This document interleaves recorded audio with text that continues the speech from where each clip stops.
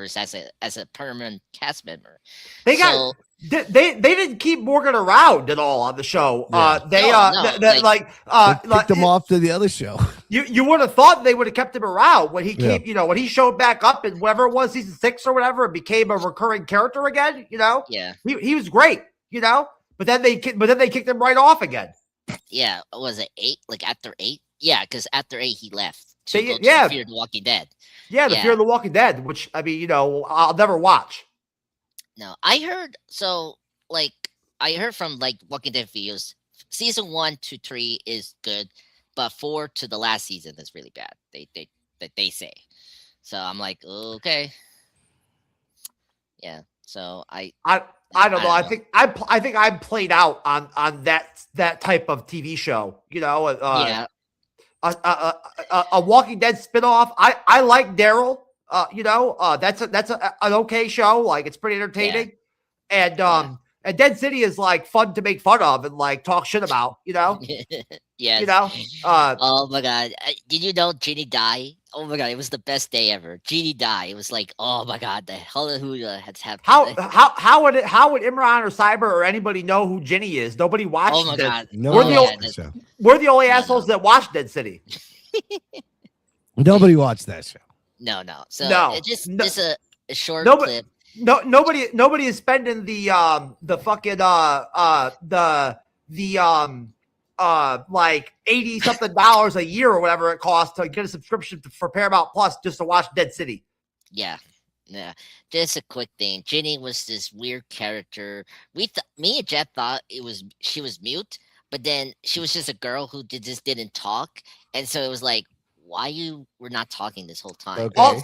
All Dead City does is like expose like really bad decision making and and expose how super popular characters and actors on one show can go on another show and have them not work. Yeah, agreed. Yeah, that show's pretty rough. You can check our reviews in MCU Bleeding Edge and see our thoughts. Oh yeah, Dead City is bad. It is like laughable. Make fun of it bad. Yeah, we had to have guests to like keep us going to talk about it. It was like, oh my god, we need people to come here. It was just getting harder and harder for us to talk about that show. It was like, oh my god. Yeah, I'll be honest with you. I'm not sure. I don't know what AMC Plus is really has really going for it as like a selling point. Honestly, just Walking Dead. That's like all they have. That's their main hub. Is Walking Dead. They have to milk that forever. Otherwise, they got nothing. Oh well, you know what? Did you guys know that there is a Walking Dead channel, like a cable channel, that just plays Walking Dead now? I have one. Yeah. It's only been around for a couple of years, so it's like it came out when the show was already over. Yeah. I have it on YouTube TV or whatever. I have that channel. Yeah, it's not that bad.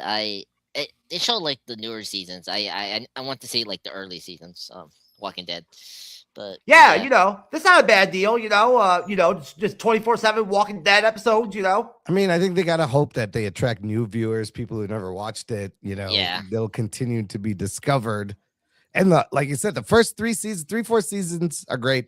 The first season, arguably the best. Just like Stranger Things, I think the first season is the best season. Best, yeah.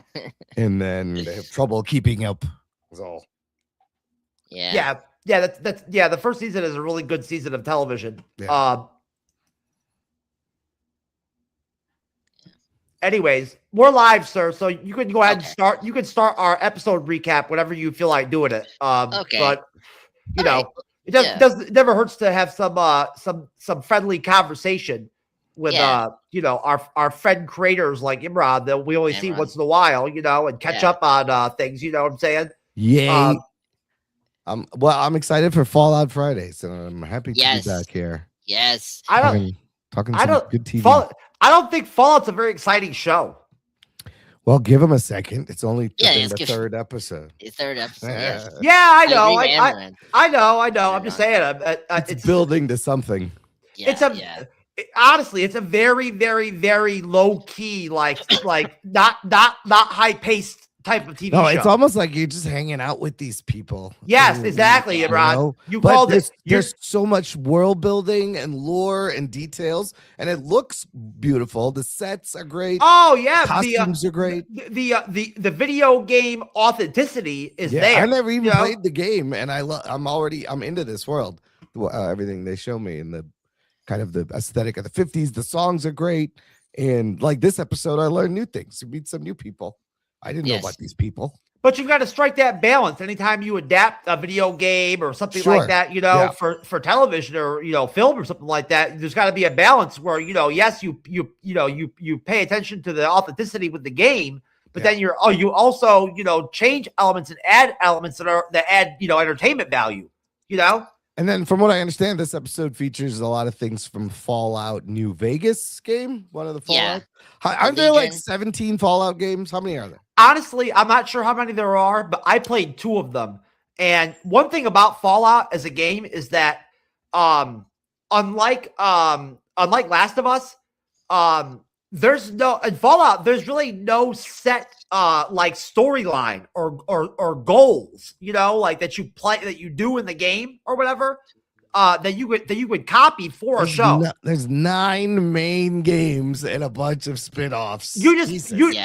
Fallout is a pure RPG, like massive world game where like you just go everywhere. You just do stuff. You just you could decide if you want to just go anywhere you want, basically all over the map and just do whatever. There's no order of operations where like with the game where you do things in a certain timeline or something like that, Right. It's a full explorable world. That's awesome. That's fun.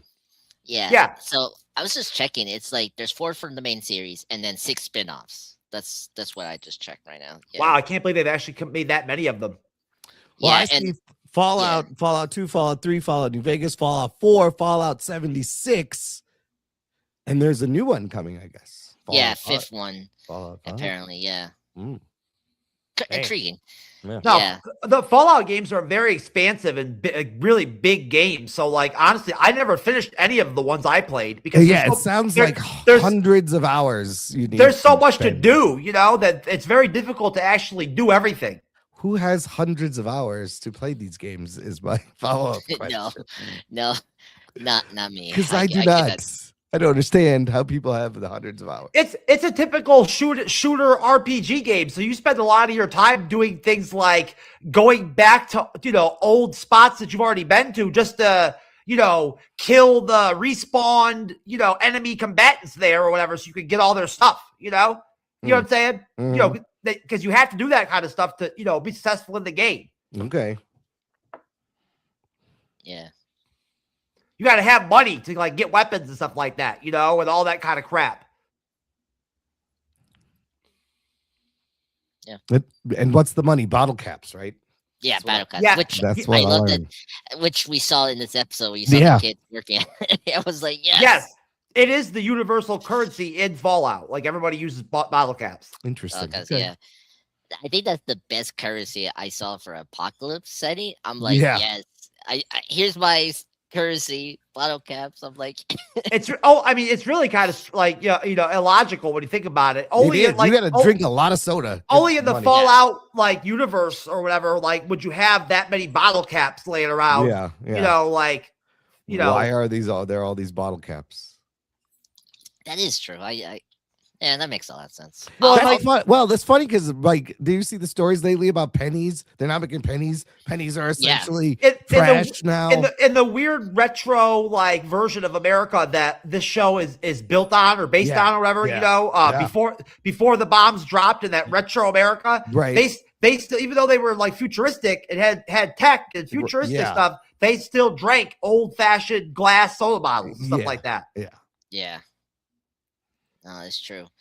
But Imran, you brought up the pennies. Yeah, because recently, what was it, copper or something like that? Like ran out. They ran out of the thing to make pennies. Yeah, you don't need pennies. Pennies are dumb, anyways. Why do we have them? I know. Yeah, because my mom brought it up like when they announced they were stopping the production of that. And I was like, oh, really? That's crazy. Yeah, it's kind of crazy, but like pennies annoy the shit out of me. Copper is a very valuable fucking substance, bro. Yeah. Save your pennies, everyone. Melt them down. I don't know. Yeah, melt them down. Become a super villain. Copper pipe is like gold and plumbing, bro. Yeah. Yeah. All right. Well, hello everyone. This is Andreas, Pop Culture Guy. I'm your moderator tonight for the Fallout Season 2, Episode 3 live recap and panel discussion. The episode title is Profligate. That's what this title. Profligate. Yeah, he says it. Yeah, I can't say that word. I cannot say it. Profligate. I think Jeff said it right. I think, but yeah. Anyway, episode 3. We're here for that. So let me introduce my the guest panelists. First up, let's welcome again Emron from the Jock and Nerd podcast. How you doing, sir? Welcome back for Fallout Fridays. Very good. Excited to be on Fallout Fridays. Happy New Year. Hope everyone had a good holiday weekend and New Year, and it was safe and fun. And it's 2026, which is kind of crazy. I know. Oh my God, can't believe it. So then of course we got JFS TrueKnowledge, the co-host of NC Wheeling Edge. How you doing, sir? Yes, sir. Fallout Fridays is cool. Even if Fallout is as Imran said, the show where you're just hanging out with it. You just hang out with the show. Yeah, you make it a thing though. Fallout Fridays. Now it's exciting. Yeah. And then of course we got the other co-host for MCU Wheeling Edge, Cyberneticshark. How you doing, sir? I am doing okay, sir. How are you? Doing very good. 2026 is already here. Just a side tangent, because my mom came back from a business trip and she told me that one of my malls we had a shooting in Willowbrook Mall. That's my mall in New Jersey. Whoa. And I was like, really? Just a great start for 2026. Hey, ain't waste any time. Mall shootings happen, bro. Yeah, I mean, it's like the first time I heard that. Like I heard, mall shootings and all that, but I was surprised it was like near where I'm at. They wanted to be first. They wanted to be first in the new year, so they first in the new year is like. They're not. It doesn't happen a lot, but there are crimes that occur at malls.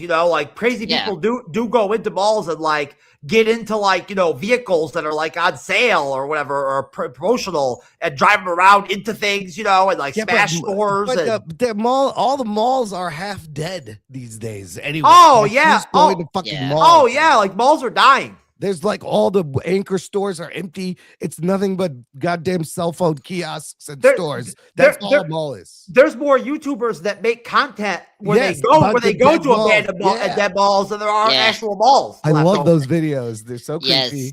Oh yeah, those are great. Yeah. If you like that kind of thing, that's great content, Imran. Yeah. The back rooms kind of stuff is creepy. There's actually some really solid creators out there that make that kind of content. They go to abandoned buildings and stuff like that. You don't need to go to a mall. Everything.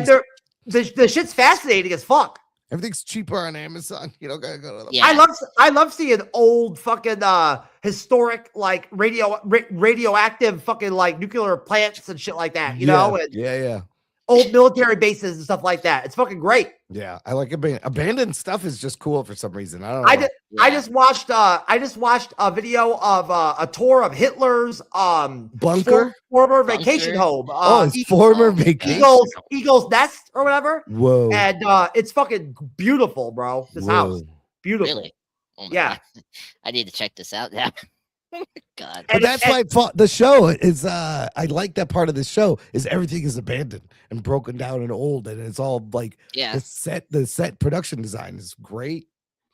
Yeah, believe it or not, I mean, I know there's people out there that may think that over there in Germany, they're literally, so against their history with the Nazis that they wouldn't even have that kind of shit around, but they do. They do have tourism. They do have a tourism industry. Oh, I'm sure. Yeah, it's a tourist attraction. It's part of history. Yeah, they probably still kept some of the sightings. And you can still go to some of the concentration camps. Oh yeah, in Poland, in Germany. No, it hasn't been destroyed. It's been preserved for so many years since. But they don't. But they don't have tours. Like there's no sponsored stuff for that. No, For those, like for the concentration camps, you just go by on your own, like by yourself. Yeah, it's heavy. Yeah, I think one of my friends did that one time. It was pretty powerful. I went to I don't know. You guys went to the one in Washington with the shoes. I went there. That was pretty. Yeah. Yeah, it's like in the Smithsonian area. That was like really pretty powerful and pretty cool. To experience that part of history. But yeah, so Hitler liked to live the good life, bro. It's fascinating seeing like his former houses and stuff like that, and his secret bunker and stuff like that. It's fucking fascinating. Okay, Jeff, you had to send me that clip. I need to I need to see this now. I'm like, what? Hitler had this massive, expensive fucking underground bunker built for him in Germany. Underneath like the Senate or the Congress building or whatever. Yeah. Really? And that's where he hid out until he killed himself. And that's how he survived the bombings. When the Russians started bombing and all that shit, and we started bombing, he went in his bunker. And it was massive, like massive. All right, I need to check that on YouTube. Yeah. So, all right, let's get into like a brief opinion about this episode. Enron, let me start with you. What's your thoughts right now on season 2 and your brief opinion on this episode we're going to review? Go ahead. Season 2 is solid. It's consistent from following last season. The first episode was a little bit of setup. They're always like, you got to get everybody back on board. And I was like, I forgot some of this. Oh yeah, this is happening. Second episode, the scorpion attack scene, fantastic. So that was a lot of fun. And now I will say I was super excited because this episode features two of my most favorite people as guest cameos, which of course is Kumail. I'm a big Kumail fan. Kumail Nanjiani and Macaulay Culkin. Are you fucking kidding me? Come on. You got Kevin McAllister and you got Kumail on the show. It's fantastic. So yeah, no, we learned about some new things. The ghoul actually does something good. So I don't know where it's going, but again, we're hanging out. Stuff is unfolding. We're meeting new characters. But the world is just fascinating. And the violence is still good. And Walt Goggins and Ala Purnell continue to kill it. So. Awesome. Yeah, I agree. Walt Goggins and Purnell are the best thing about the show, and they're the best thing about the season 2. Jeff, your opinion on this episode and your thoughts on the whole series so far. Oh, well, I mean, I already pointed out, how I feel about Fallout season 2 so far. And that's essentially what I already said, which is just that, the pace is really, really, really slow and flat this season, like really slow. I mean, this is a very low, like slow pace kind of television show to begin with. That's the goal. Like that's what they're trying to do. But this is like, really like slowed down. And, there's very, very few, big, adrenaline, filling, moments, or whatever in a Fallout episode, honestly.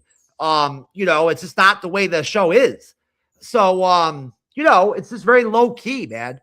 And, I don't know. I feel like, they just have not really found their sweet spot so far through 3 episodes in season 2. The show doesn't have the same, flow, and cohesion that it had in season 1 at time, and I feel like there's things that are happening in these episodes in season 2 right now where I'm confused a little bit after them, I will agree. I agree to that.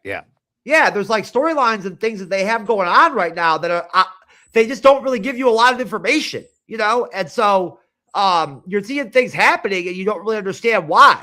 And so I'm just waiting for them to, kind of pay off some, some stuff so far for the show, for the season. And they haven't quite done that yet. And So, I mean, I really can't remember exactly what the overall goals are really as like for the main characters of the show at this point, Right. Like, what are they? You know what I mean? What are they doing? Well, Lucy wants to find her parents, right? Or her dad, right? And the dad. The ghoul is looking for his family, but they got to be dead by now. That was like 200 years ago. So I don't understand what he's looking for. I will say the show is great when it's about Lucy and the ghoul.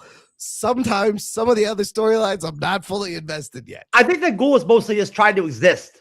Honestly, Imran, I don't think the ghoul really is like honestly really like hardcore looking for his family. Well, he's helping Lucy find her dad because he thinks her dad will know where his family is, or maybe they're frozen. I don't know for sure, but I really do think he's just the type that roams around. I don't think he really has any major goals. And then, what's Maximus doing? What is he doing? What is this thing? Well, the Brotherhood is like a military, like a law, organization, trying to bring justice to the wastes or whatever, Sure, some kind of so it's not anarchy and chaos. Yeah. Okay. Yeah, and he's kind of being conflicted about it.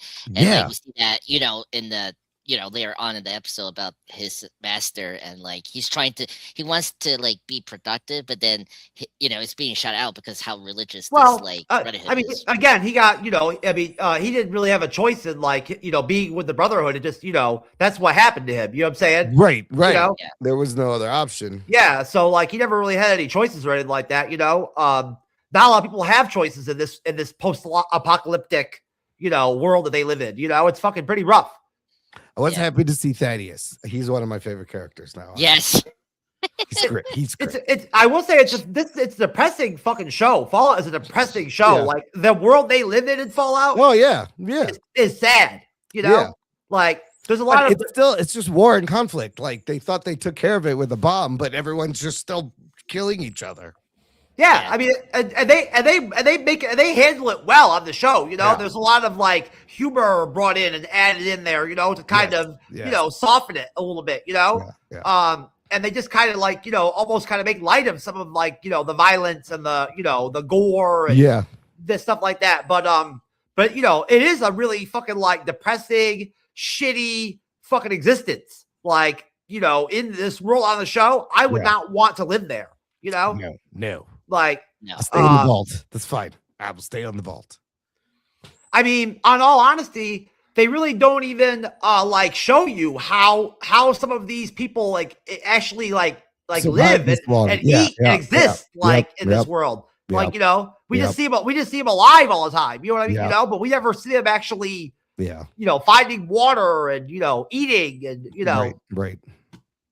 Yeah, I mean, there's two ways they survive. Either they're like in a community where they're able to survive and have a very good system to survive and protect themselves. You gotta eat really nasty fucking food because the food in Fallout is fucking nasty. It's like you need stim packs. Where are you getting these? You have enough of these stim packs. All the food like that's on the menus of the restaurants in Fallout is like crazy radiated fucking like like creatures. Didn't you have to drink that? Was that last episode with the fly soup at the the flea soup that was in episode 1? I think she's like scratching her hair, and then she drank it. Ew.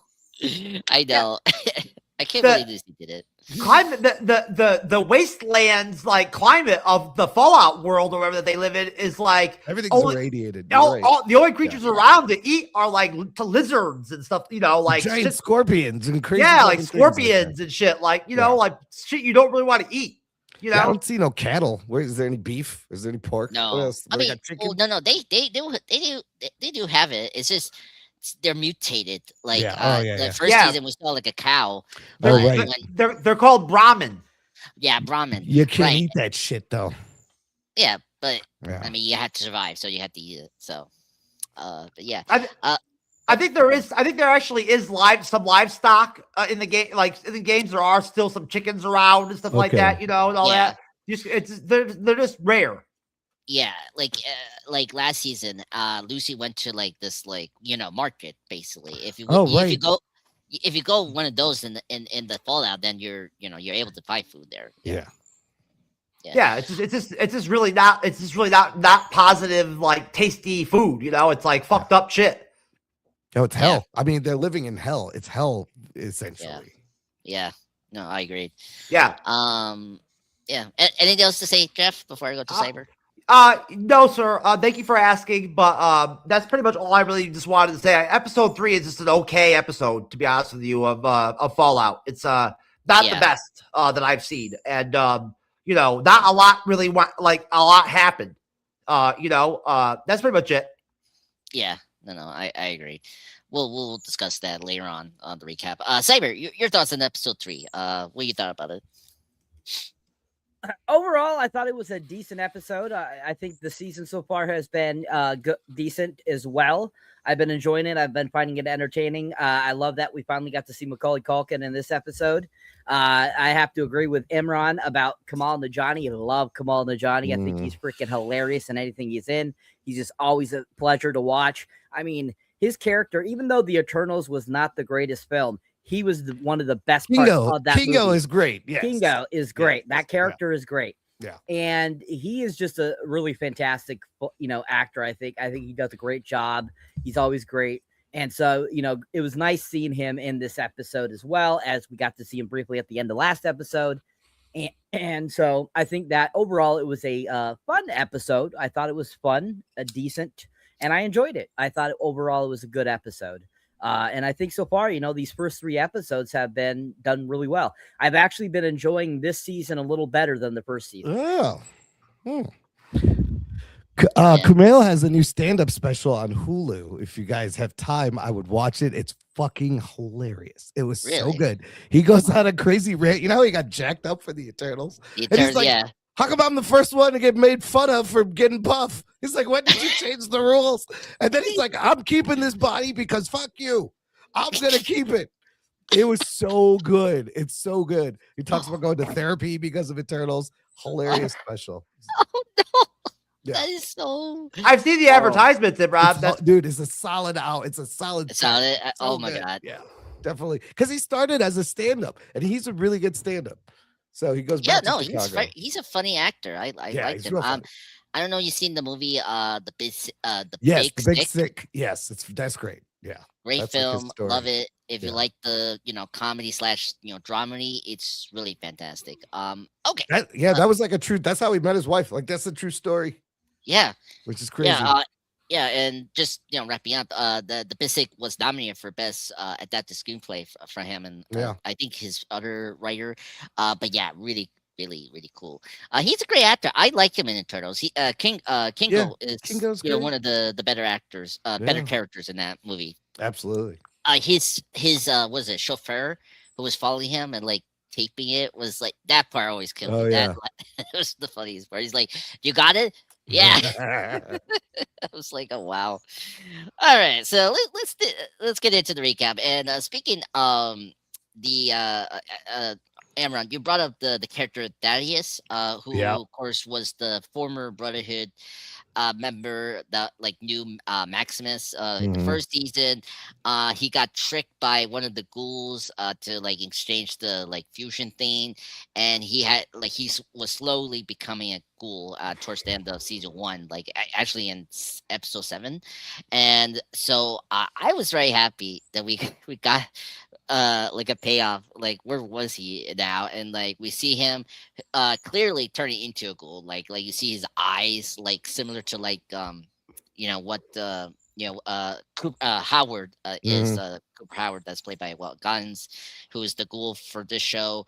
And he's running a warehouse of child workers on a 22-hour shift. I'm like, okay. It's only been 22 hours, kids. Come on. Come on. Gathering bottle caps and the kerosene of the wasteland of the Fallout, as we were kind of discussing currently right now. That is really cool. And some of the kids, you see them as normal people, but some of them are ghouls. And man, by the way, the makeup of this show is really great, especially with the ghouls and the kids. The one kid with the missing nose is wow, really great detail. what they do with these kids. And of course Thaddeus, he looks pretty good. That's the ghoul, and yeah, surprisingly he's like optimistic about his Sarge's like he's embracing his ghoul. Like he kind of accepted his fate, and like he's happy where he's at, because he doesn't have to be in the Brotherhood of Steel anymore. Because last season he said that like they don't accept the ghoul. Like if he was a ghoul, they were gonna kill him. Yeah. So he left pretty like yep, I'm out of here. So he actually out of the world is cruel and no offense, bosses, but sometimes you guys are really suck. Well, I mean, honestly, Andres, I don't mean to cut you off, but the fact of the matter is that besides the ghouls are not a good thing for so. No, and of course, if like if you, I don't know, like if you don't take like chemicals, like we saw with the ghoul for like the first season, you turn into like a feral creature, right? Yeah, like feral ghoul. Yeah, feral ghoul, right? Which we saw this season in the beginning when we got reintroduced with Max. I'm surprised that the kids are not feral, which I'm kind of surprised. But so like he's actually a cool boss. He's kind with his kids. I was like, oh my god, he's good at this, and he has this Matro, which is hilarious. He say most kids are dead by this age. Yeah. I was like, okay, and could probably use some like work on that Matro, but it was good. And then we cut to the credits, which was so cool. I love the tiles for the Fallout, and I love that they used the cap to say Fallout. That was great. That was great. I was like slowing it, like flip. I was like, yes, thank you. I was so happy. So after that, we get introduced to Lucy again, where she's basically finding herself in the wild savage community of the Legion. So just briefly, Legion is from the games. There's another group that you deal with in the games, as Jeff brought up before in previously in our reviews, and where it's interesting. So they're like a bunch of people that are like baited themselves into like Roman Empire look gimmick, as you see here, and of course this is where we get introduced to our major guest star, McConkin from Home Alone, and I was like, oh, this is where we meet him. I was like, oh, this is so awesome, and I will say I like him. He's very funny, but he's great. I kind of. I kind of wish they used more of him, but hopefully we see the Legion group in the season. But anyway, we'll get into later on. So they have their armor force, like their equip. They're the lady that she rescue is part of the slave. They enslave, and like they're whipping them. They're like torture them, taking their teeth out. It was like, oh my god, like what Lucy just like stepped into is like pretty awful. And Lucy and the woman she had transported or like into the tent. That's where we see McConnell's character, and man, the masked man who mentions the woman that she lost her, what's it called, her legionnaire, yeah, right, the guy that got killed by the ghoul. You can't do that. You can't lose your legionnaire. Yeah, legionnaire. Without a second thought, her throat is slit, which was like, whoa, like blood splatter. I was like, wow, like this is perfect, and making Lucy journaling all for nothing, which is really sad. And and I don't know what this character's name, the McCollins character's called. It's he's got some weird name. Just call him Kevin. Yeah, Kevin. Yeah, Kevin. If you know, Kevin is McAllister, there. Yeah, McAllister is there. He brings Lucy before a man who goes by Caesar. I love the little running gag that they're pronouncing Caesar wrong. It was like Kaiser. Kaiser. Yeah, Kaiser. He's like, that's more German. You guys have more of a Roman thing. Are you pronouncing this right? Do you mean Caesar? Funny. Yeah, Caesar, which was hilarious. I love that. And like she quickly discovers that their ways aren't exactly consistent on every Roman, as they pronounce in my notes they pronounce the Caesar name, and she tried to negotiate like she's trying to negotiate her freedom, which like awfully failed. It's like she mentions that she's not a virgin, and like like oh yeah, prima noctis. I had to look. Yeah, I forgot what that was. I had to look it up. Yeah, like and of course that didn't work, and so Lucy was kind of like taken away, and she's been put into like a crucifix, and that's let me stop there. So let me go to you, Aaron. What are your thoughts about this section, the beginning, seeing the Thaddeus up to Lucy being captured and being put to the crucifix? Go ahead. It was fun to see Thaddeus. He's great. He just Yeah. provides just some humor, and I love how he's like, I'm the floor manager here, and we're gonna get these.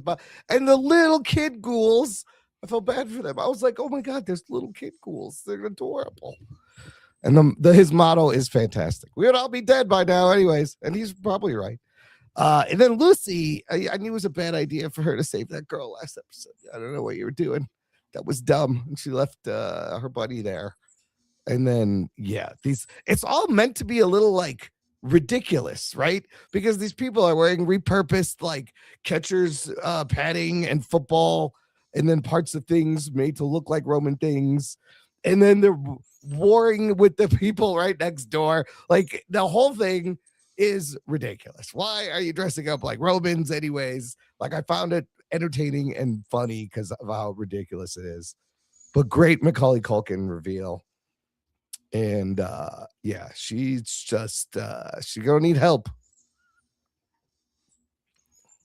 Yeah. Man, he looks so good. Like as an older person. Yeah. Like it's crazy. It's and his brother from Kieran also, super talented, both of them as well. Yeah, it's crazy. I'm very happy he's the McCollin is back to acting, which is good. Cyber, your thoughts on this section? Seeing again the Darius character with the bottles up to the end point is Lucy being captured by the Legion and being crucified by them. Go ahead.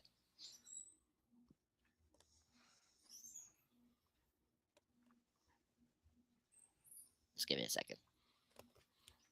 Hopefully he's not Iceman. Okay, go. Talking to me? Yes, I'm talking to Okay. you. Okay. I didn't hear my name. No worries. No worries. So what was the question? Okay, the beginning part with the kids in the factory, and then the end point is Lucy being captured and being crucified towards the end. Right there. Okay. Go ahead.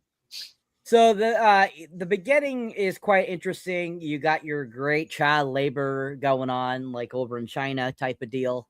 You have that one kid that was in 21 Jump Street, 22 Jump Street, that we saw in the first season, and he was a part of the core, and then he ended up becoming basically like what what's his face is Deado. Cool. The ghoul. Yeah, the ghoul. And and so I think that's interesting that we get to see him. He's like kind of mutated now. He kind of looks like a ghoul now and all that kind of stuff. And he's in charge, and he's got all these children, and they're all very lippy and stuff like that, which was pretty funny.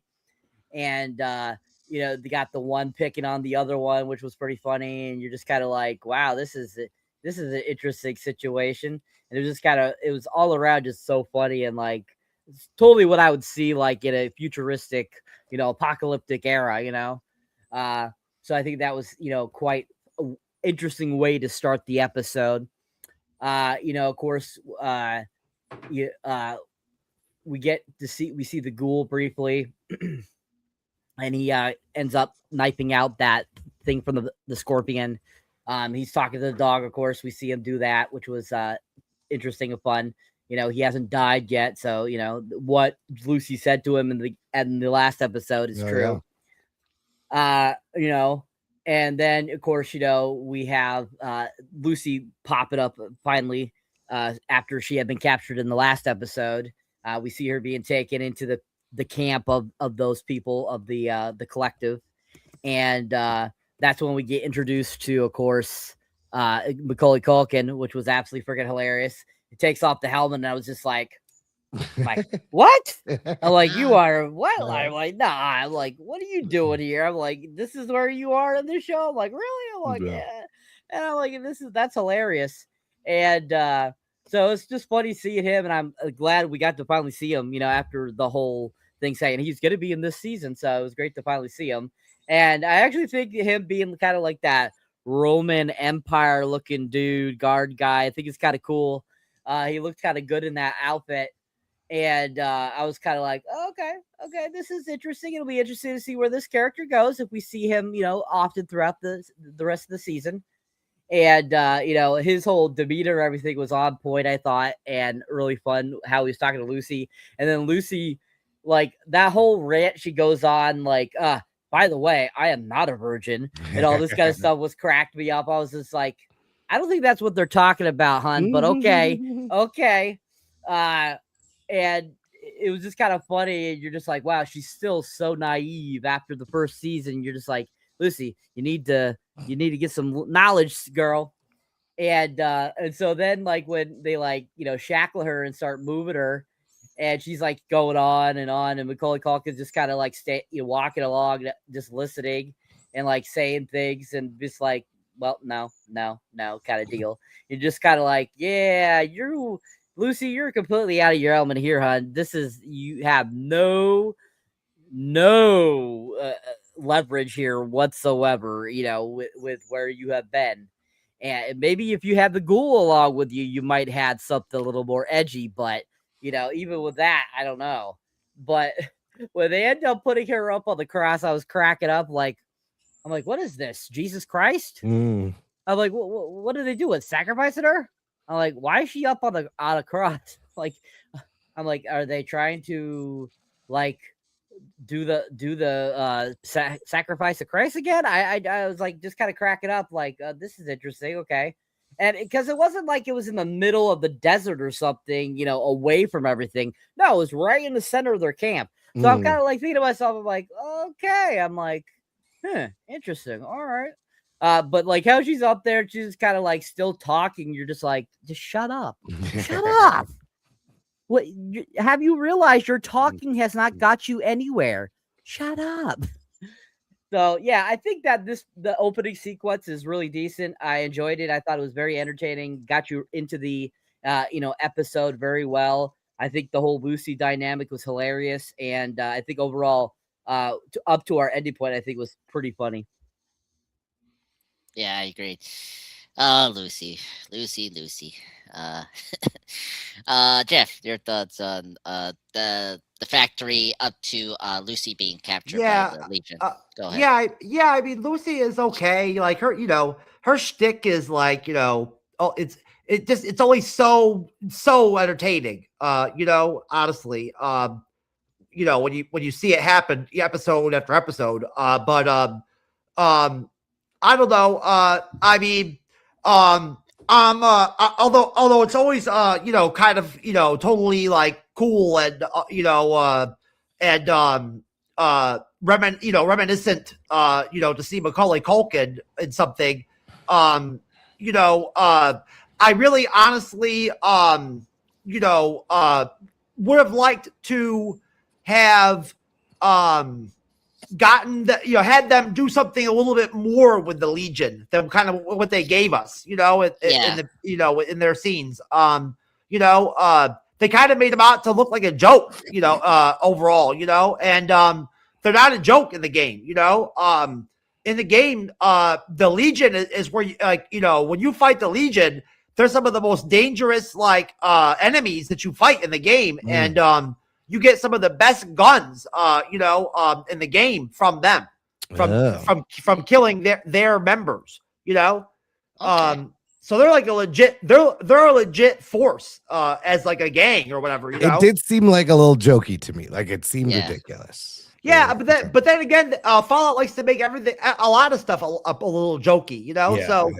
I mean, that's kind of Fallout, right? Yeah. So, I mean, you take it with a grain of salt, but that's just one critique that I have is that the handling of the Legion, and then the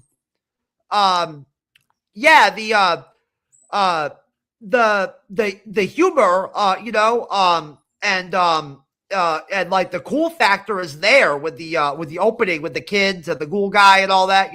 It's great. That actor is very, very funny in that character on the show. I loved the kids saying the motto of for the kids is uh most kids die before they get to our age or whatever, or my age. Yeah. That's fucking awesome, bro. But I'll tell you though, I was thinking to myself when I was watching Fallout earlier that I am really thankful that Fallout doesn't have any like gratuitous fucking rape scenes or anything like that going on. Like, not that I think Fallout's the kind of show where it would make sense to have that kind of like bold fucking type of content like that, but it just I'm watching Game of Thrones, like I already mentioned that's earlier. Why, and I figured that's why you said that, because you're watching Game of Thrones. They have like really like fucking like intense, brutal, like SA rape scenes and stuff like that. That like in all honesty, you could totally just not watch, because they're like rough to watch.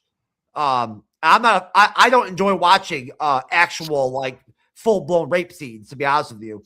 No. I'm a big fan of consent. Yeah. That I was I is there rape scenes in Game of Thrones seasons? Yeah, like there are a couple, which I was kind of surprised. There's a couple. Yeah, and oh god. Like I can totally like claim, because I have done it before when I was younger. I can totally claim having like turned down women before, like, sexually, because they were too drunk. You know what I'm saying? I have before, without question, because like, you don't forget about that kind of thing, because like, as much as like, that's the right thing to do, that's never like a fun thing to do. That's a sucky thing to do, like you want to like fuck the chick, you know what I'm saying? Overall, but you got to do the right thing. Yeah. I'm happy to hear that. Thank the Lord, Jeff. Yeah. Oh yeah. Yeah. God. Until you get, and then when you get older and you become adult, it doesn't matter how fucking like drunk or whatever a chick gets or whatever. Like they're an adult, so yeah, they're adults. It's whatever. Yeah. It's whatever at that point in the bedroom.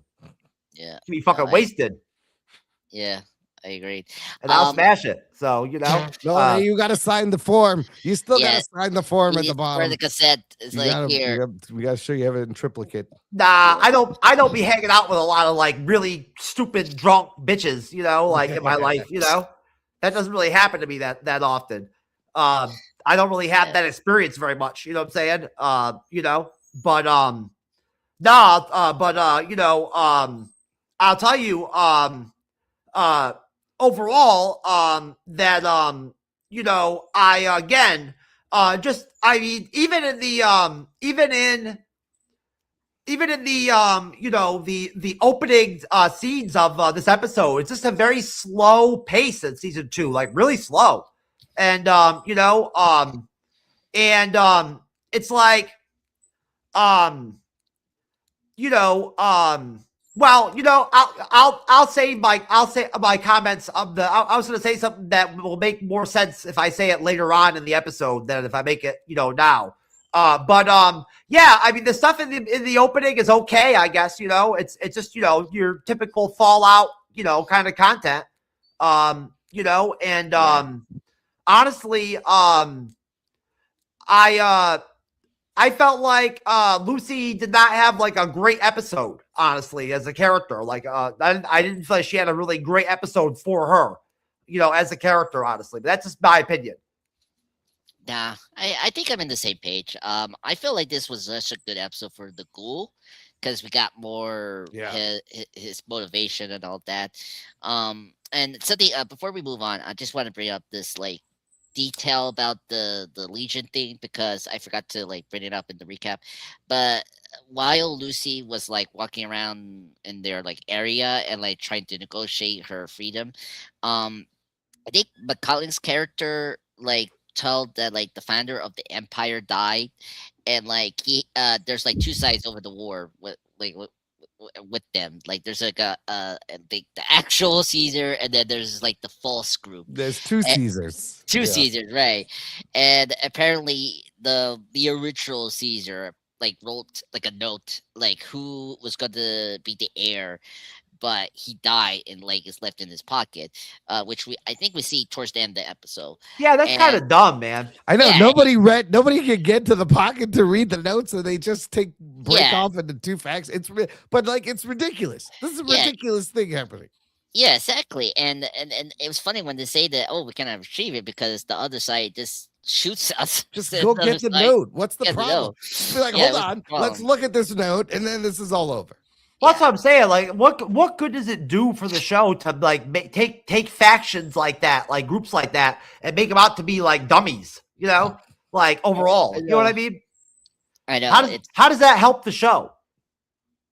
I don't know. I kind of agree with you. I will say that the weapons that they used in the episode are very authentic to the game. The guns that they had, the Legion and the NCR soldiers later on in the episode, are very spot on with the games. Okay. Yeah, I kind of wish we spent more time with their weapons because they look kind of interesting. When we saw it, because like it just takes like 1, 2, 3, and that's it. Like you don't see their weapons. Like there's some great guns in Fallout. Fallout has a extended list of guns that you can get in the game that you can acquire and grab, and there's a lot to choose from. Like a lot you can pick up, and grab. Yeah, no, I agree. They had one of the best weapons. Okay, let's get back to the recap. So, speaking of the ghoul, we go back to the hospital where Lucy left the ghoul, where we see him like struggling in the pain that he got like stabbed by the scorpion in last episode, and beside him is the dog, aka Dog Meat, and he like grossly cuts out his greenish like. This is what it say in the notes. I wrote rat scorpion wound, which was gross. And as he does it, he mentions the ship of Thea's paradox, which is kind of interesting. He's like posing this kind of philosophy question to the dog. Talking to the dog like I Am Legend kind of levels of Will Smith. Like dog, you're my friend. You're the only thing I have as an individual. And during this time, like once the ghoul is done like digging his like rune and like got rid of like the poison, right, in of the scorpion sting, he reveals a rare compassion to the dog. Like it's kind of funny, and saying it's been a long time since he had someone worthwhile to talk to. Remember, he used to have a really close relationship with his dog in his old life. Remember? Oh yes, that's true. Yeah, we haven't seen his dog in the flashback. Yeah, I totally forgot about that. Yeah, that's true. This dog is great though. He's such a good boy. He's such a good dog. I love that this season we are using because the dog is a thing from the games, and I was very happy that this season we're doing more of that, which is cool. Yeah, because the dog is always with you in the game. Yeah, and I was surprised. Like first season we didn't like we kind of had the dog, but it was like jumping back and forth to like a person. It was for Lucy, and then it was with Max, and then it was with the ghoul, and like this time we were like now he's with the ghoul. Yeah. So we now turn back to the flashback. So we go back to the ghoul's life as Cooper Howard, and we are left off what happened to him. Like now, he went back to his house, and his wife came back from the Dr. Strangelove meeting of like we're gonna nuke the whole city, and is like putting together a box marked keepsakes for their eventual time in the vault, which is kind of crazy. And she's crying about how she doesn't want to have to leave anything behind.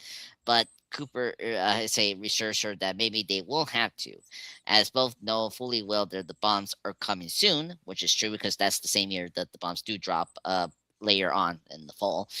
After this, Cooper heads to a fundraiser at the American Legion post where he asks his friend Charles, the Indian friend who's also a former soldier.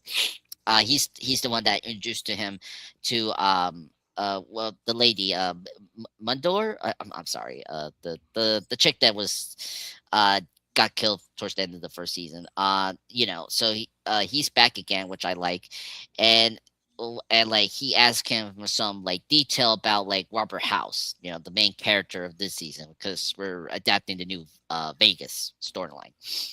And he learns that the house is Mr. House is building a weapons system in Vegas. That's cool. Like the tease of that.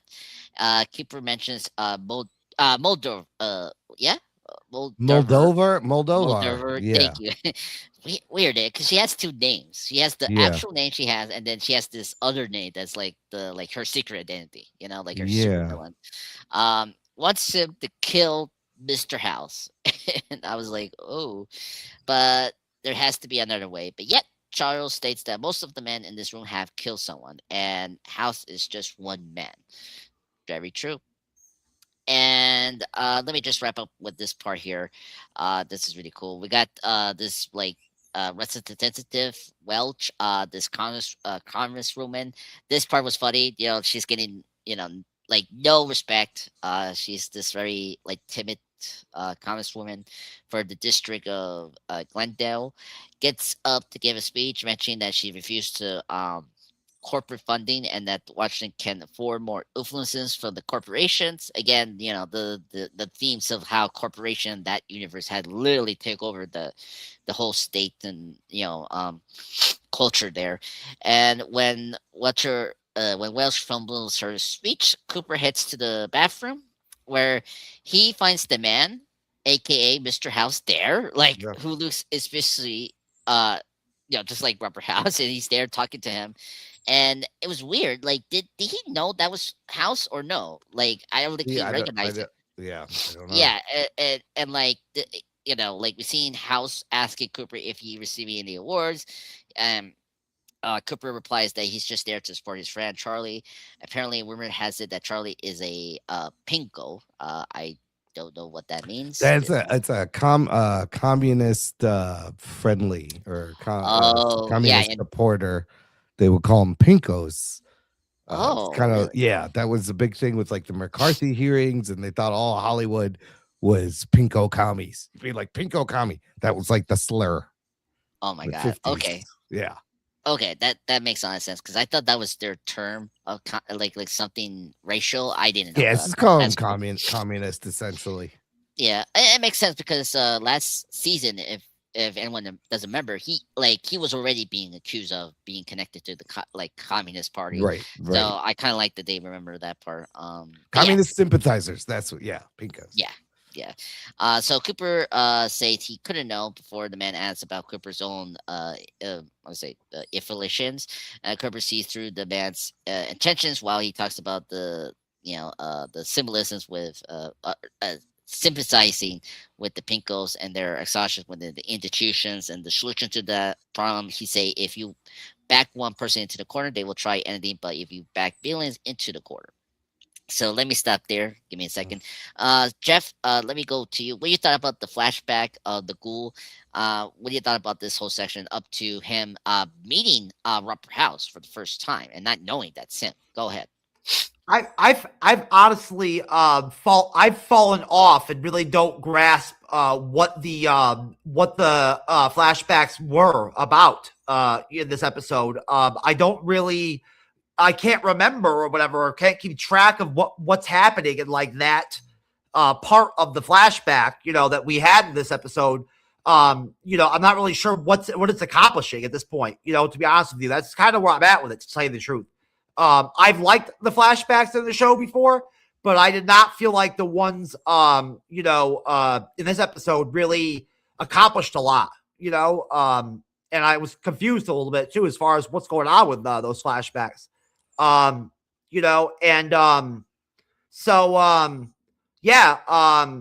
then I think, we see the Brotherhood, right? In this part, right? No, not yet. Oh, no Brotherhood? Okay. No. Not yet. I'm getting to that part. Okay. Anything else to say before? Just the flashback? Is that all we're talking about?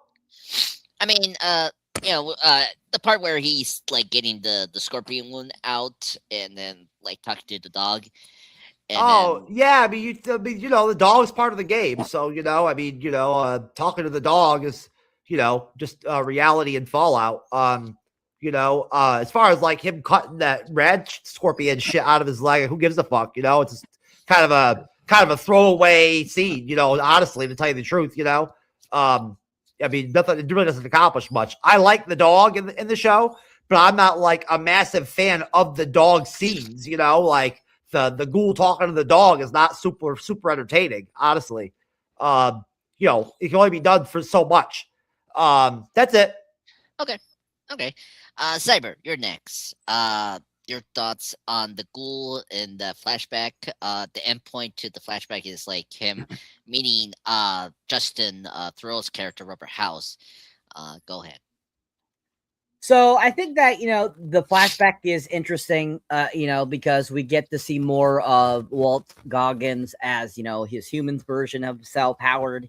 And I think that's always fun to see. It's fun to see kind of the different comparison between him as a ghoul and him as his normal self.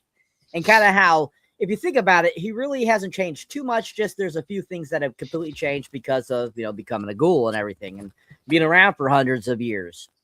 But overall, I think that the flashback is, decently done. It was interesting to kind of see kind of that whole political aspect and everything like that, and kind of, where he was being pushed compared to what his wife was being pushed, as a part of the Vault people and stuff like that. So I think that was interesting to see, and kind of his kind of connections and all that kind of stuff. And I think, leading him to meeting, what's his face, Victor. I think that was kind of an interesting take too, on kind of like where kind of their relationship kind of started and everything and all that kind of stuff. And I was really surprised, like kind of how they, how Justin Theroux, who is, plays House, how he kind of is, I don't think he gets enough credit for how good he's been so far. I've really enjoyed his character. I think he's been a really great character. And this character of the House, I think, is a really interesting character too, because there's such an in-depthness to the character. So I think that this sequence here kind of gave you a little bit of a kind of like a teaser towards what more they could do with Mr. House. And I think that overall it was an interesting section of the film or episode. And I think that, overall it did a good job of moving the story along and giving us some kind of interesting backstory that, we hadn't seen yet. No, I totally agree. I actually like this flashback because I agree with you, Cyber, because it is doing the compare and contrast of like how Howard is in the future versus the past, just the minor differences, as you were saying before. And it was really I know I kind of agree with Jeff. It's like it was so weird, but then it's kind of a really cool twist because the fact that he met House like for the first time, because if you didn't see the trailers, like he's gonna meet up him in the past in the Vegas storyline, and as the human form, and so it's interesting now from this episode, just seeing that I was like, oh wow, so he already faced him. So I'm kind of curious now. It's like, okay, when he gets to the Vegas, like it seems like he will accept the mission to kill him, and I don't know, he's gonna be shocked that, oh, I met this guy in the bathroom and like I had an opportunity to kill him, or that like fate and something like that, storylines. But yeah, so I know I agree with Jeff that it was so weird how they like put House here in that flashback, but it makes sense. It's like they're setting up with this like weird like rivalry between him and the ghoul, maybe, but we'll see. They're establishing that they had a relationship before in the past, in the flashbacks and all that. In the world before the bombs dropped and all that. That's the main thing they're trying to do. You know what I'm saying? And that way they can reconnect them now in real time in the show. Yeah, and everyone knows he's alive in the future. But wait, so House is still alive also? Yes. I guess we can spoil this for you. In the present, he's like a computer. He's like a robot. Oh, okay. Yeah, he's in one of those robots. Okay. Yeah, like it's like Simo from Winter Soldier. He's collected a data. Yeah, so he's alive. Okay. And obviously we didn't see Hank, Kyle McConnell's character, Yeah. Yeah. the father. Yeah. He's talking to House in that Vault Tech, thing. Uh, And so because he arrived in New Vegas towards the end of the series, we saw that was like the last image we saw. okay. So he's in that area. So yeah. So Yeah. Imran, you're next.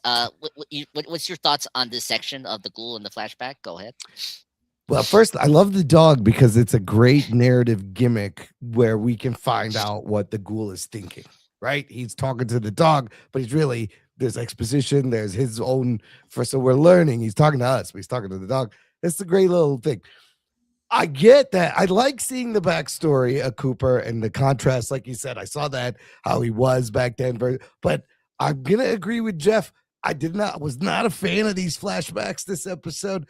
They were a little confusing. I had trouble remembering what that storyline was doing, and I just kind of slows down the whole episode also because they spend a lot of time in the flashbacks. The one later is a little bit makes more sense when he gets the lighter and that conversation they have. But yeah, I don't these flashbacks. It was a little confusing and kind of. I think it just slowed everything down for me too much. No, I kind of agreed about that. We'll get in towards the end of the episode. I was just like Jeff. I was like kind of dozing off when I was watching the episode, and the parts where you're talking about the flashback, that was where I was like, ugh, losing track of that. Okay, so we're still sticking with the ghoul here. So later on, the ghoul is feeling much better. I'm just reading this from the Collider recap, so just bear with me. So like he's feeling much better. He has tracked Lucy to the Legion's headquarters, but once he sees the two Caesars, he realizes this is a group in civil war. Soon after, the ghoul and Dogmeat go to a country club. The ghoul tells his dog that while he doesn't like Lucy, he needs her down the line, so this is the best place to get help to take on the Legion. Inside the building, there's are signs for the new California Republic. That's the thing from the games, as we saw from last season with the flag. Um, Surprised that they haven't put them in the major role this season, which is kind of interesting. But it looks abandoned except for a cowboy robot. The ghoul calls Victor, who says his memory is all scrambled. The robot mentions that the Legion is used to fight the NCR, but now the Legion is just fighting the Legion, which is true. And then the ghoul also asks Victor what happened to his career, Robber House, but Victor says he's gone, and that even though he had all the money in the world, all he wanted was to live forever. So that's a little hint of like, maybe in the past he was trying to experiment that he can survive, and that's how he goes into the computer thing, as from the game. So Rubber House had plans, but he needed the cold fusion from before the war, and Victor mentions that the ghoul had something to do with all that back in the day. Very interesting. So that's another clue. It's like, did he give Robber a fusion to keep him alive or what? As the ghoul starts to walk away, Victor states there's no one around to keep him company anymore except the Rangers in the hills. And then this is where we get the Rangers. The ghoul goes to the hills where he finds the remainings of the NCR, and there's only two left. And then they, I think the one chick called Rodriguez points out that the NCR and the ghoul have a long history together in the stream. These two soldiers have been cut off from the reinforcements from more than a decade, which is funny. With Biff clearly Biff clearly losing his mind. Rodriguez states that the Legion has them boxed in and asks the ghoul to help them let their baton know that they're still out there. The ghoul shows a rare sign, optimism, sorry, say that he thought that the good guys could win, but with the state of the NCR, he doesn't look like that's the case. And Rodriguez says that the ghoul used to believe in things, and the NCR stands for it. As they ask for him for help, as he walks away, the ghoul says that if something is dead, that's usually because it deserves to die.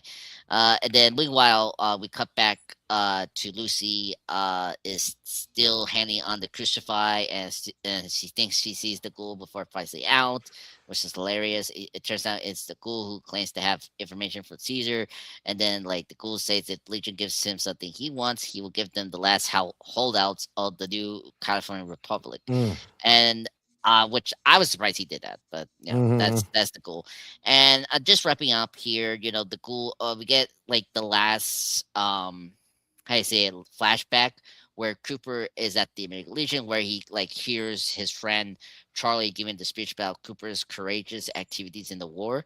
Over Charlie's words about the stories where we tell about the hope as he talks about, and then the stakes of war, and then betting on the right side. Then that's where we see the like the liar he gives to him. And so let me stop there. Let me go with you, Aaron. What you thought about seeing like just the universe of the Fallout, seeing the NCR for the first time, getting this information. They work together, the Ghoul and the California Republic, and then him trying to make a deal with the Legion, and then the end point is the last flashback of him with his friend Charlie. Go ahead. Yeah, I mean, it's kind of a lot for them to introduce two like huge factions in one episode all of a sudden, right? Because I was like, wait, have we met these before? And there's title cards, so you know these are new people. But story-wise, I don't know how much this makes sense. He goes, finds Lucy, and then he's like, I'm gonna need some help. So he goes, finds them, and then the irony being they want his help. And there's only two of them left, and he's like, fuck, well, this ain't gonna work. So then he goes back and just decides to just walk right in and negotiate. Why didn't he just fucking do that in the first place? So it was a little weird that he went there and they're not willing to help. And then he comes back and he does get, and I like how they showed that it was all through Lucy's eyes and a hallucination, you know, the double exposure. She didn't really know what was going on. She sees the ghoul walk in and then she gets cut down. But then I did like the second part of this flashback because it's all about how sometimes you have to do bad things to do the right thing, you know, and what is the most important thing? Protect the ones that you love always, you know, and kind of informing the decision the ghoul makes. Because yes, when he does kind of throw the NCR under the bus, I was like, well, goddamn, I thought they had a history. And he's like, I'll just tell you where they are. But then, you know, we'll get to what happens. He ends up doing the right thing. So and he still has that lighter with him, right? So he remembers, and that's a great line where he's like, I didn't get this lighter for saving you, but for killing the three people I had to save you or something. So it's just like, when is doing a bad thing for the right reason acceptable? Blurs the line. But he used to be that person, and now he's kind of becoming that person again. So that connection, that parallel was kind of interesting, I thought. Thank you. Yeah, it was very interesting. That was my favorite part, just seeing Charlie again, because I really like the actor and I like his speech, and it shows how like the ghoul, you know, operates and how he survived so many years. You know, like knowing you have to do bad things to to win. Is there humanity still in him? You know, after all these years. Yeah, and I kind of agree with Jeff. It's like, is he family? Like, is his family survive, or like, are they dead? It's like, how do they survive? Yeah, the answer is they could be in the vault, but like, I mean, not really. Like, if you play the game and if you have seen the last episode, or 2 episodes ago, or last season, some of the vaults were compromised. Like, they got because the experiments and or the outside bandits, like we saw in the first pilot of the show, like they can enter in and kill everyone. So like you don't know, like that these vaults are safe, So so it's very interesting. Let me get back Cyber, you're next. What are your thoughts about the seeing the NCR for the first time, like seeing like just two people, and the end point is the last flashback with Howard and his friend Charlie. Go ahead. Honestly, with this section, I found this section my least favorite part of the episode.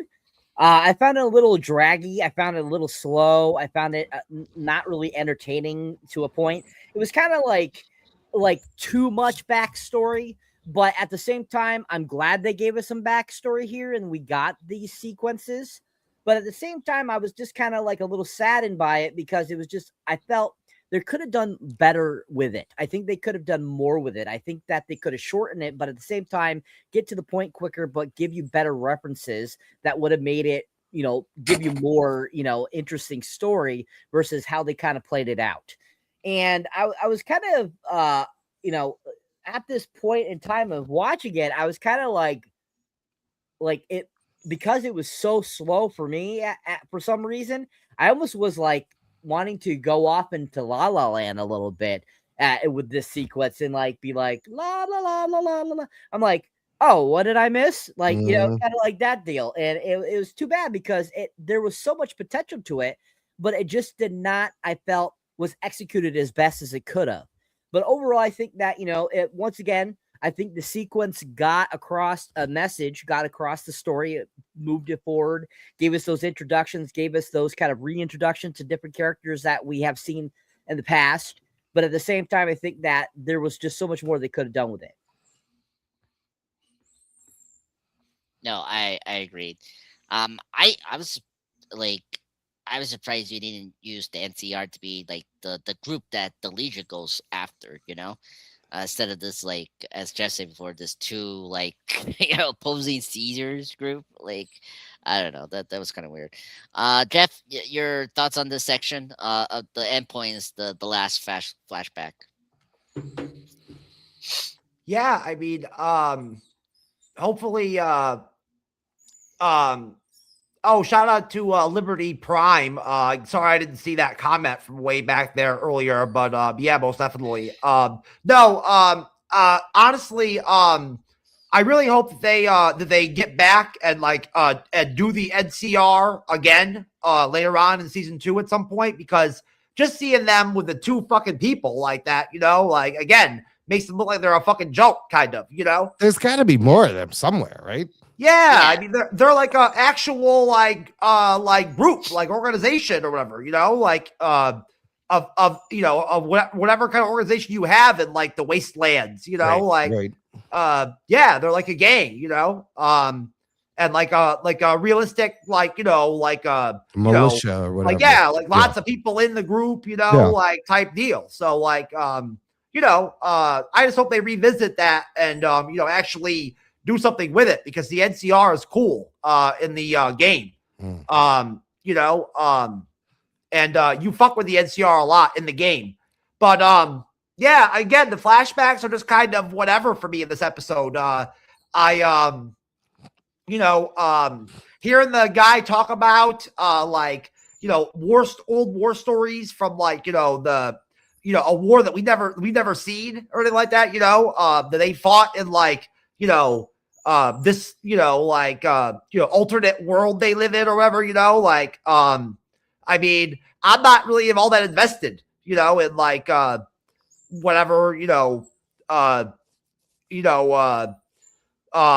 what's his name, Howard or whatever, did in the war or whatever, in these flashbacks. I don't really care.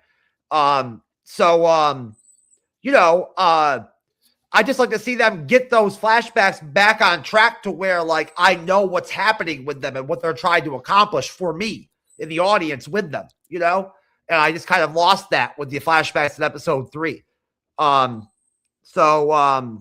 Yeah, I mean, besides that, the Ghoul, going to the Legion and all that, to get Lucy and everything, I mean, it's cool, but it was kind of simple, he didn't really do a lot to make it happen, and it was kind of whatever, honestly, just, again, not, nothing really, climatic all that much as happening in these scenes, really. And again, the Legion just kind of comes off as a misguided fucking, deal, I mean, they have a fucking low IQ retarded fucking vision of a goal, or or whatever as a gang or whatever, and it's stupid, it's why would they be like that? Come on. Yeah. They're almost like cosplayers just pretending to be Roman. Yeah, they are. They're like Roman dudes. Roman dudes. They're like the fanboys that are like constant. Yeah. In the games, they're like they go around and like massacre villages of civilians and stuff like that all the time. That's what they're known for. You know, they take people as slaves and shit like that. You know, like hardcore, real Roman type shit. Yeah. Yeah. No, I agree. Yeah. Yeah, I just like this and the new Republic. Sorry. What's that group? The other group that we NCR. Yeah, NCR. Like, so like Emron, I think you brought it up before. Like, are there still more? Yes, they are. They say that they've been cut off from them for like many decades. Right. So the indication is they're out there. It's just like, where are they? You know. Yeah. And I don't west. know if far west. Yeah. Yeah, in the Los Angeles maybe. But well.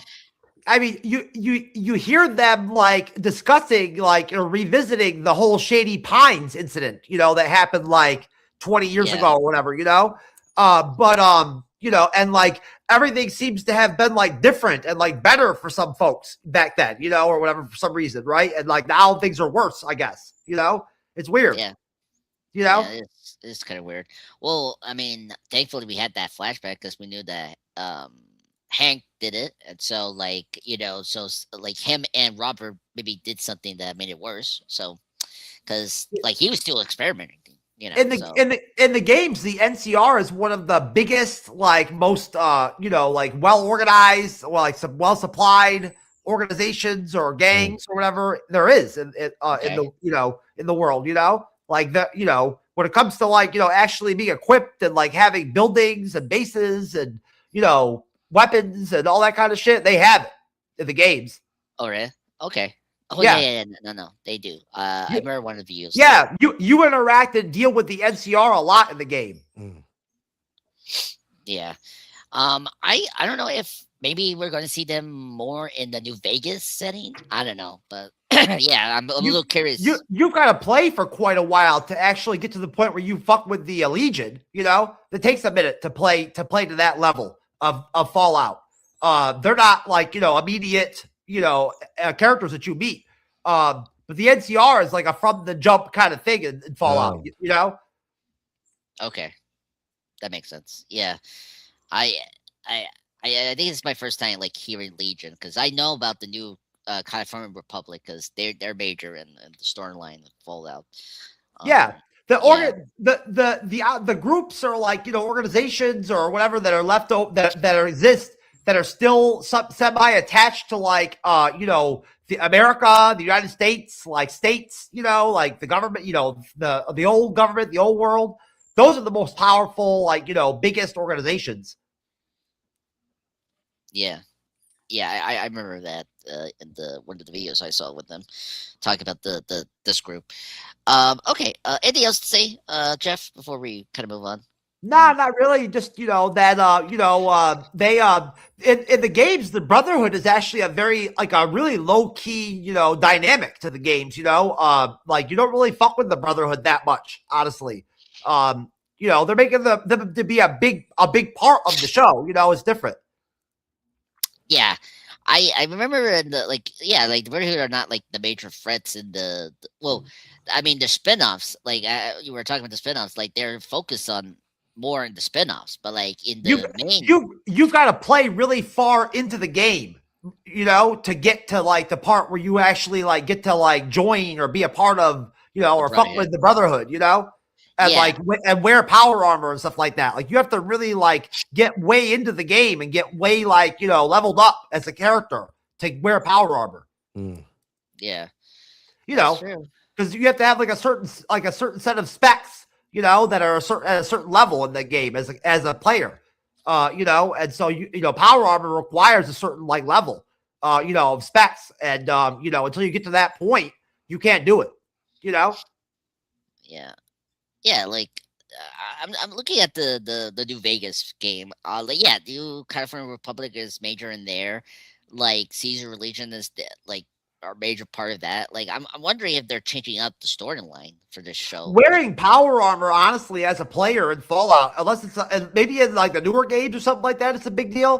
But it's not like a big thing in the games when I played them. Like you really got to play deep into the game to get to that part. And even then, when you can do it, like it's not easy to do. Like it takes a lot of like shit, like to do it. Yeah. Yeah, I think the later games they focus more on the bodysuit than the early games. You were saying, yeah, yeah, very weird.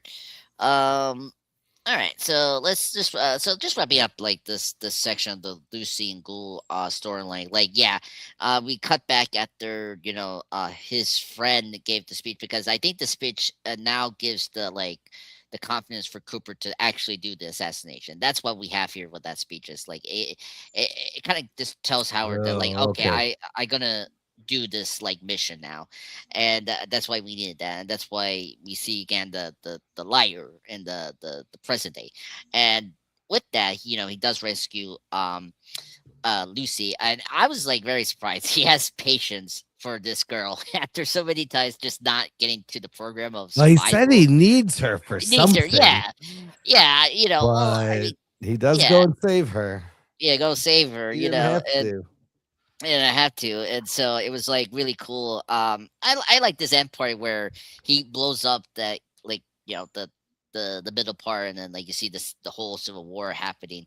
By the way, I like the tease of Civil War because this is like the first one, and then we're gonna get a maybe potential Civil War. Yeah, parallel Civil Wars. Civil No, War. I love that shot where he looks at the dynamite, and I was like, oh. And then he goes, I did something, either something good or something stupid. Yeah, exactly.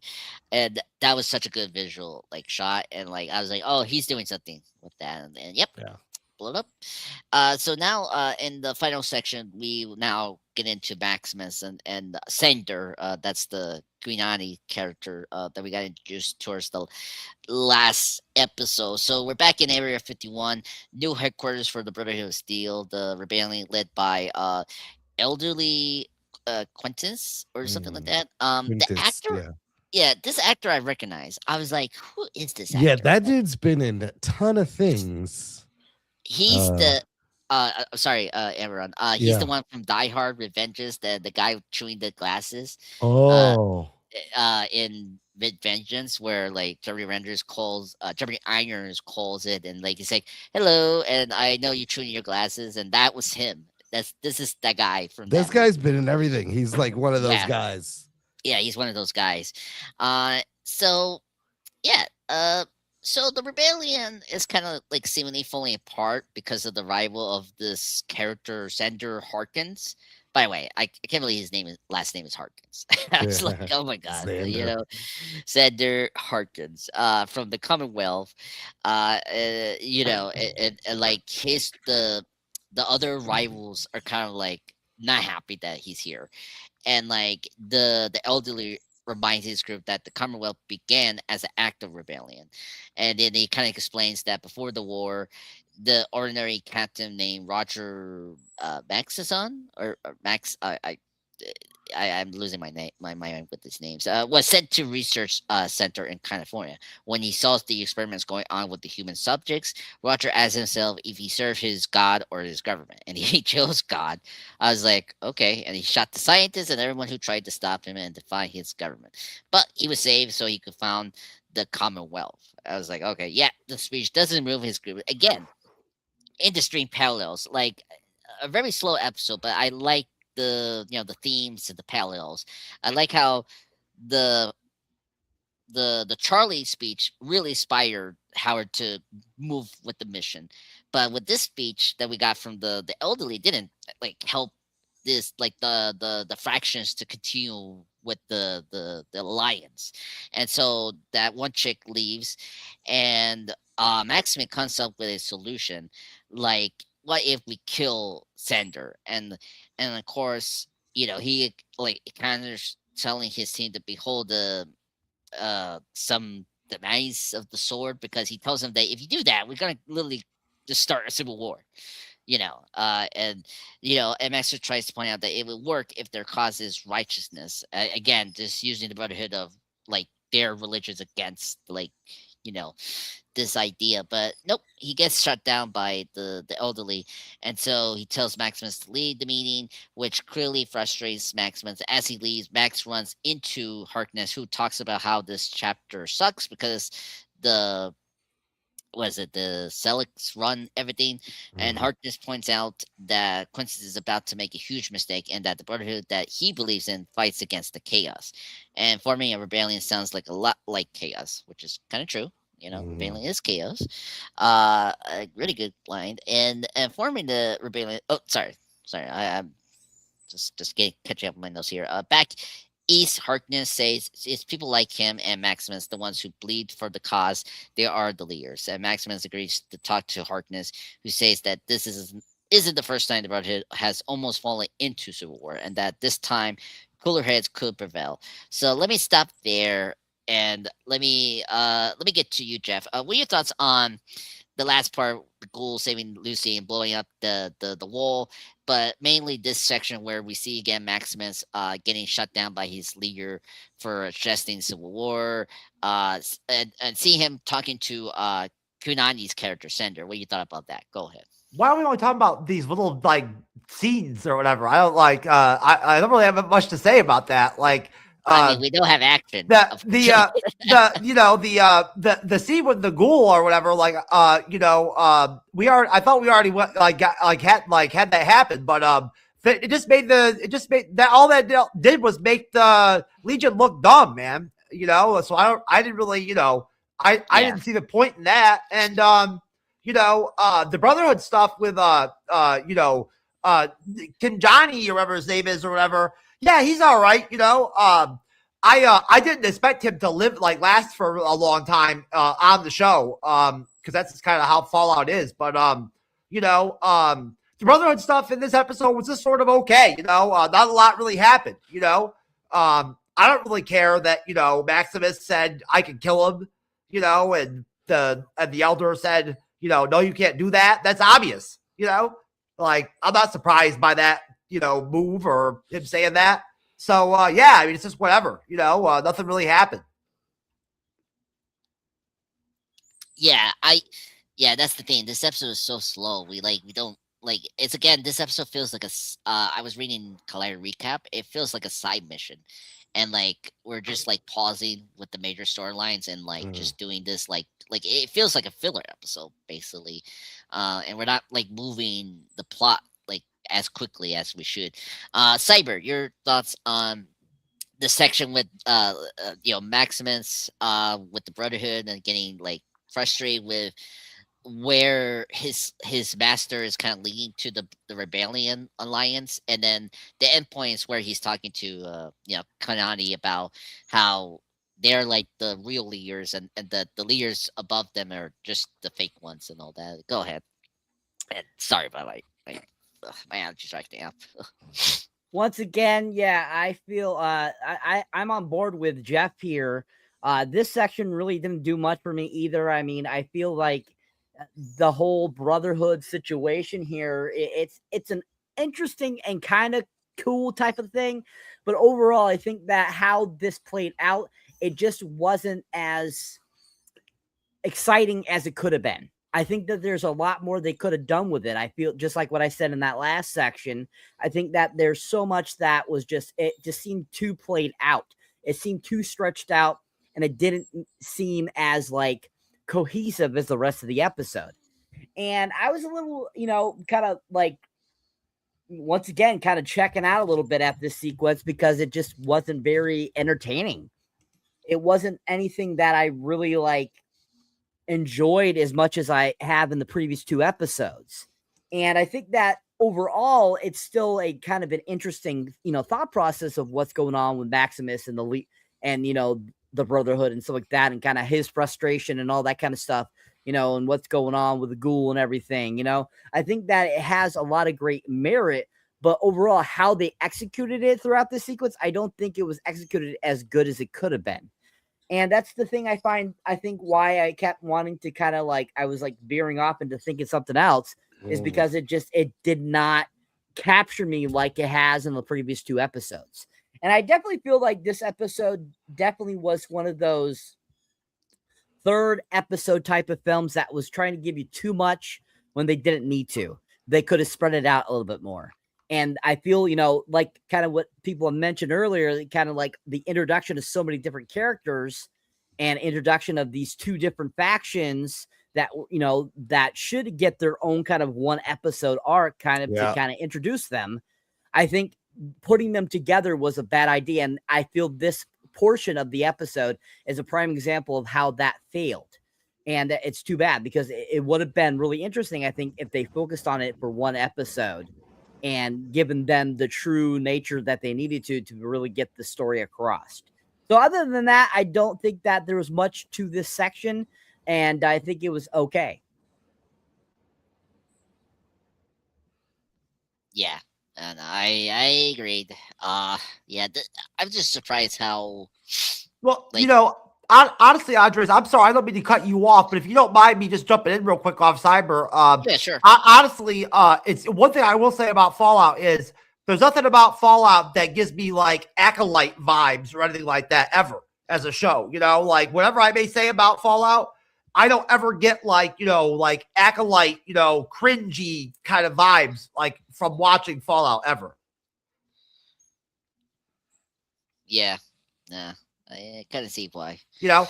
It's never like awful or like, or cringy bad or like, or ever has like moments like that as a show. I don't ever feel like that or experience that with Fallout. No, you don't get that, but it's a very like, it's like they throw you so much stuff and like they, slow down so that you can absorb so much what they're doing in like one episode, which is crazy. It's the same problem they had with the first season. Like they're juggling a lot of different storylines in season 2 right now. It's a lot. Yeah, no, I agree. Yeah, this is a lot. They're trying to do new things and try to continue the storyline they set up for last season. Okay. Imran, you're next. What do you thought about this section? See Maximus again, see his frustration with the choices that his master is doing, and the end point is him talking to Kunani's character. Go ahead. Well, I mean, the only takeaway I got from this is like this group of the Commonwealth is super religious, and I guess none of the other factions are like that. And so that's annoying. But also, Maximus will just do like he's very bendable and will just very agreeable. He'll just like go along with whatever, very kind of gullible almost.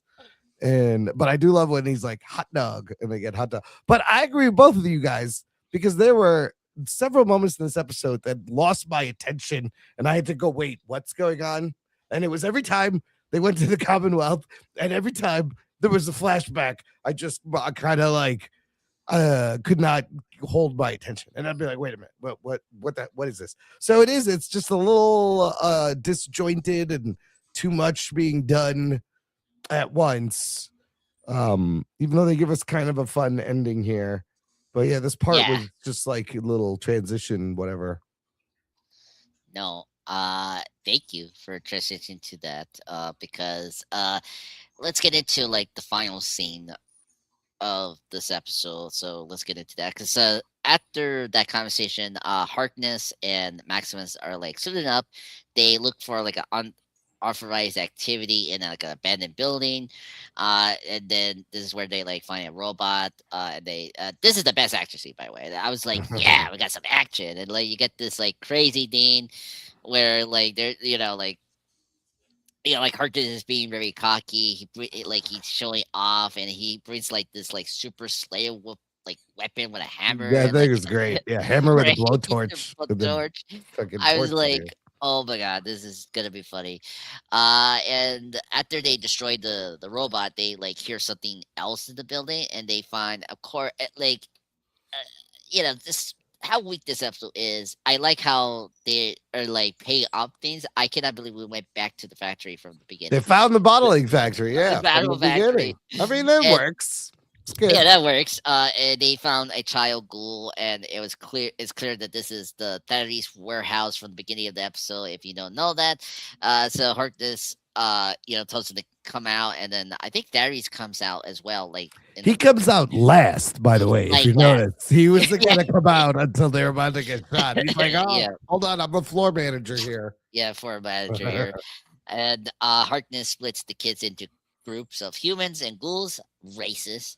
And I was like, here, the skins over here, and then I don't know what he named the ghouls, but I don't know. Very like concentration campy, right? Yeah, to separate exactly. The kids there. Yeah, and he tells the human kids to close their eyes because he's gonna shoot the ghouls. And like Maximus, oh my god, I can't speak. Maximus, Maximus doesn't like this. He has despite him trying to be now the new hotshot for the Brotherhood, he still is uncomfortable with his role in this like organization, despite they took care of him for so many years. And the thing that really like kicks it is that Harkness insists they're abominations, and so Maximus tries to beg Harkness not to shoot, but to forget the Brotherhood rules. But they fall on deaf ears on Harkness, and Harkness almost pulls the trigger, but Maximus smashes Harkness' helmet with the super sledge, killing him instantly. And I was like, "What? You kidding me?" Like, you killed Kunani in this episode, but by the way, his death was awesome. Like, at least he died in a very great fashion of like his old weapon, which is hilarious. And Thaddeus realized the identity of the man on the suit who saved his life. Of course, he recognized Maximus, and then that's the end of the episode. And Maximus says that he might just start a war. Yeah, and that's really it. All right. So let me go with you, Aaron. What do you thought about this last section of the Fallout episode 3? I mean, that was crazy. I like the callback to the bottling plant, and then I did like when he's like, "Fuck your codex," and then when he reveals himself, Thaddeus is just like, "Oh, hey, what you been up to?" And Maximus is like, "I think I started a war." So I am upset that they killed Macaulay too. Did you kill Kumail and Macaulay in the same episode? I wanted some more from both of them. I think Kumail is done. He's definitely dead. Macaulay Culkin could have survived. We just saw it from far away, but things were exploding. So I was like, God damn it. You gave me 2 great cameos and then just fucking killed them by the end of the episode. But yes, parallel civil wars. So if this is what they're building up to, is now... I don't understand any of his motivation. Like, what does he want? What is he doing? Because wasn't he like reciting the codex last episode, and now he's like, fuck your codex? Yeah. So like, what's your deal, bro? I'm confused. Yeah. I mean, he's trying his best to like follow like the Brotherhood rules. Because they're horrible rules. Yeah, but he was going to go along with it. Yeah. But because of the Alliance, and then particularly this episode, he got rejected by the Master for adjusting this idea that, like, he has this, like, very, like, how do you say, like, very low steam. Like, his confidence isn't as pure like Lucy or the Ghoul, like compared to those two, like Lucy is very confident what she does, like she doesn't apologize what she did in this episode, or like like that's the reason I like her. But with Maximus, it's like, oh come on, dude, like he doesn't like what you were doing. It's like it's just like, oh god, but he couldn't let the kids die, so that's commendable. Yeah, of course, he did the right thing. But there's going to be consequences. Yeah. So, I'm happy they're to continue producing bottles and caps. Yeah. Got currency. But you got to drink all that soda? You just got bottles of like open soda? Who's going to drink that? It's going to go flat. The kids will drink it. The kid goes, what about water? And Thaddeus is like, I will just drink the soda. Boo. I don't want water. Yeah, drink the soda. It's fine. I'll drink 1 water per minute, and then after that I'm like drinking all the sodas. I mean, that's my favorite job. I'm like, they're lucky. I'm sorry. I'm trying to lose weight, but at the same time, like, nah, come on, I will be that kid. I'm like, this is the best job ever. Drinking all soda all day. Anyway, Jeff, your thoughts on the finale of episode 3? I mean, this is again, it's just kind of whatever really, start you seen to, that wrap up the episode. I mean, honestly, I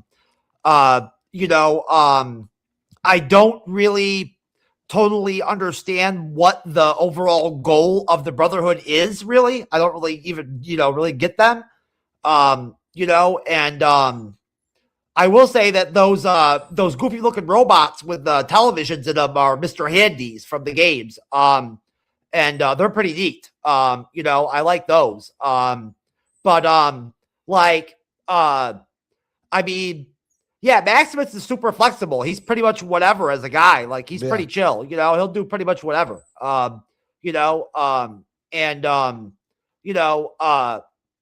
Obviously he's not going to be okay with anybody killing kids in front of him. Who would be okay with that, right? Yeah, I don't really have a lot to say on Andres. Not like I said, not a lot really happened in this episode.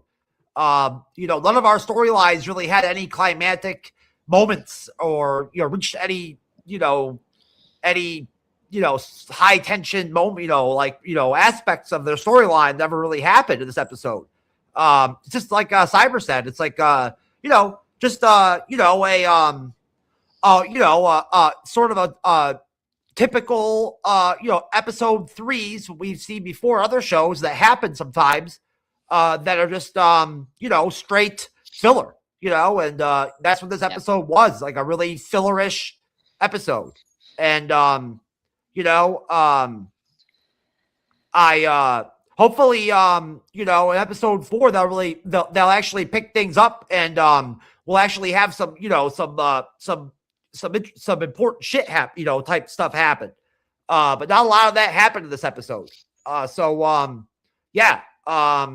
I'm pretty much just 50-50 kind of okay about the ending of episode 3, sir. No, I kind of agreed. I was just shocked. We barely move along with the plot, so I'm with the same page. And just answering, going to you, Cyber, but give me a second here. Aaron, I think Colin is coming back because in the trailers, because I did the trailer reaction with Jeff. There's a shot of him somewhere else. Yeah, and so where Kanani, it's definitely done because Kumail's dead. Yeah, Xander Harkness, I think, is dead, but more Macaulay was good. That's good. Yeah, that's good. Jeff, you were gonna say something? I was gonna say I wouldn't be surprised if we don't see Macaulay again, at least once again in the show this season. Yeah. I just have a feeling the Legion is not done yet. IMDb has say Macaulay Culkin 1 episode. Okay. Legion is obviously not a important factor in season 2 at all. That's true. Yeah. We'll see. I'm very curious what kind of season we're getting this season. All right, Cyber, your thoughts on the finale of episode 3? Go ahead, turn it apart. It's your time to shine. Okay. I just like everyone. Your time to shine? What the fuck? Just like everyone kind of has mentioned about the end of this episode, it's pretty basic. I mean, the death of 2 characters is really stupid. I was pissed they killed off Kumail. I was like, really? Like, you gotta introduce him in end of 1 episode and kill him in the next episode. I was like, what a waste of a fucking character. I was like so pissed by that. And then the same thing with Macaulay Culkin. You introduce him in this episode, and then he all of a sudden disappears or supposedly dies, and you're like, what the hell was the point of that character then? You put a prominent actor into a small role that literally dies within the same episode. This, to me, was kind of pointless for that actor to portray that character if that is all you have for them. And so I was kind of disappointed with the ending because of that. I just was like, okay, well, I mean, trying to get things going and get things going crazier. Maximus maybe thinking he started a war and everything, but at the same time, it's like, dude, like, why would you have it end that way? Why would you have, your 2 of your big stars come in briefly and then just be taken care of, taken out like in that quickly? Like, I would have them for at least a couple episodes. So I was just really disappointed kind of in the ending with how that they decided to go that route, go that way, have it, basically have it end with Maximus saying, "I think I started a war," and you're just kind of like, Maximus, I don't think you really thought things through, my good friend. I don't think you were thinking really straight there, sir. So, kind of, you reap what you sow, sir. So that's pretty much what I have for that ending. I was really disappointed with it. I was expecting so much more out of it, and it could have just been so much better. Yeah, I kind of agree. I mean, I thought the death was funny, but I was like, oh my god, that's it. And this is something they did in Westworld. Like there were a couple, like there was one famous actor I knew. And I was like, oh, they're in this, and then that's it. They didn't do nothing. And Westworld, and whatever season it was, and that's a trend that it happens. Yeah. And I just want to say too, I never watched Westworld, but I know enough about the show to know that they had a really good premise working in the first season, and then the show just went to shit after that. From what I understand, I didn't even understand what I was watching by the fourth season. Yeah, I was like, what is going on? What? I bet that sucked. If you were a fan of that show, they had a really good work, vehicle for the show in the first season that worked. And they killed it. Yeah, it was pretty bad towards the end of it. But it was just the way they handled the characters. It was just, and I hope it's not going to be a problem with this season. I mean, it's not the same people. I mean, yeah, Jonathan Nolan is involved here, but it's totally different. He's not controlling the show. It's other people. So hopefully they can speed up the storyline, hopefully next week, because I'm like, come on, just get to the Vegas. Like, that's what we all are excited for. It's the most popular game, in this franchise, right? So well, they're clearly building something. I'm sure it's going to start happening. It's all going to come together here soon. Yeah, I know. But I kind of agree with you, Jeff, and you're bringing up. It's like the pace is very slow this season, and it's like it's not that hard to pick up, the pace and then get to A and B, and C. And you still have that whole vault storyline with that dude who unfroze all those people, and they don't know what's going on. Norm. Yeah, Norm. Yeah. Oh boy, yeah. What's all that about? What the hell's going on over there? Yeah. For real, that's what I'm talking about. And Ron, again, I'm not trying to beat the show up, but it's like, why? Why all these useless storylines? Like, what are they even accomplishing? Yeah, I kind of agree. Okay, let's get into ratings. Aaron, you go first. What's your rating for episode 3, sir? I'm feeling like it was a fun episode, but it did seem a little fillery and kind of lost my attention here and there. Didn't have a cool action scene like the Scorpion bit even in the last episode. So I'm gonna go 6.5. 6.5. Okay. Yeah. Hopefully, I don't know where you're going, but let's start going that way. Let's start going there. That's all. Yeah. I kind of agree. Cyber, your rating, sir. I'll go 6 out of 10 for this episode because it did have some interesting flashbacks I did enjoy. Other than that, there was so many things that they could have done differently. They could have not killed some certain characters to give them more of a story arc. And other than that, I think overall, this was my least favorite of the episodes, even though overall I thought the episode was enjoyable to an extent. All right. Jeff, your rating for the 5.5. Sir. 5.5. Yep. Oh my god. That's all the episode deserves, unfortunately. So there you go. Okay, I guess we can. Agreed. Okay, so for me, I will say, this one is hard. I will definitely give it what Emron did, like a 6.5 out of 10. It's still good, decent Fallout, but I think it's really the weakest out of the bunch. These first 2 seasons, I was shocked. There were moments I enjoyed, but I agree with Emron and Jeff. I was dozing off, which is not good for Fallout. I always pay attention to Fallout, and this one was it didn't work.